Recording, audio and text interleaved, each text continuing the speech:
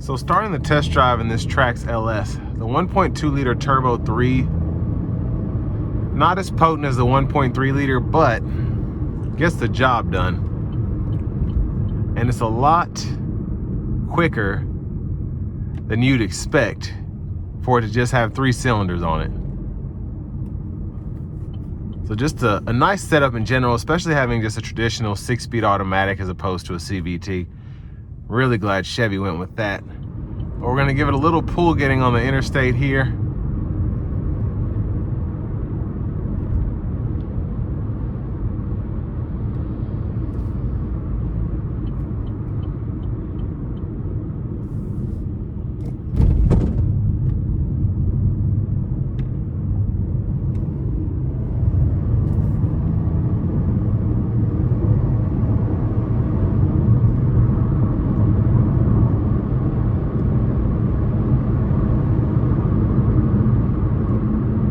And surprisingly, I can feel how much more strained the 1.2 liter is as opposed to the 1.3. I was expecting not to be able to feel the difference, but I feel it quite a bit.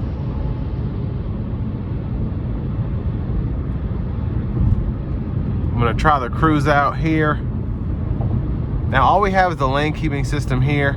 We don't have radar cruise or adaptive cruise control.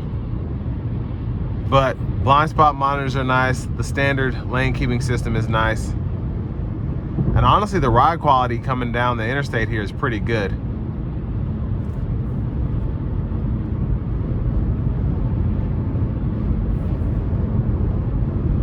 And road noise is surprisingly good as well with these 17-inch wheels.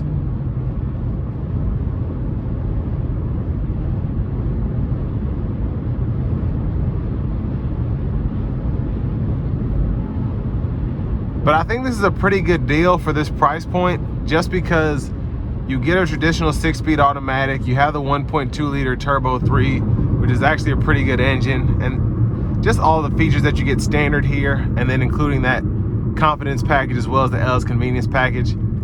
Can't go wrong with this car, I think, especially if you're looking for something that's durable, usable, on a budget. Now in terms of competition, what comes to mind is the Hyundai Kona, even the Dodge Hornet.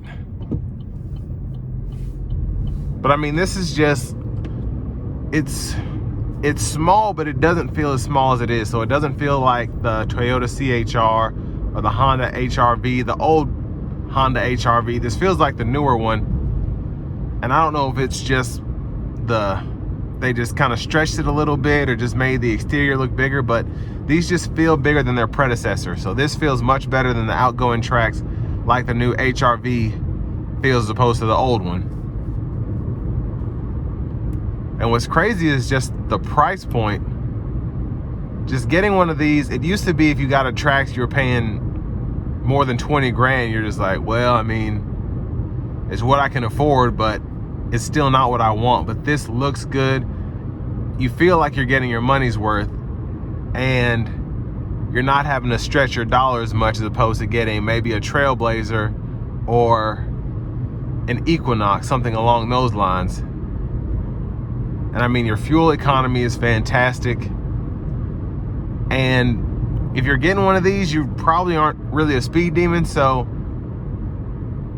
the turbocharger does its thing the few times that you might need it. But I do think that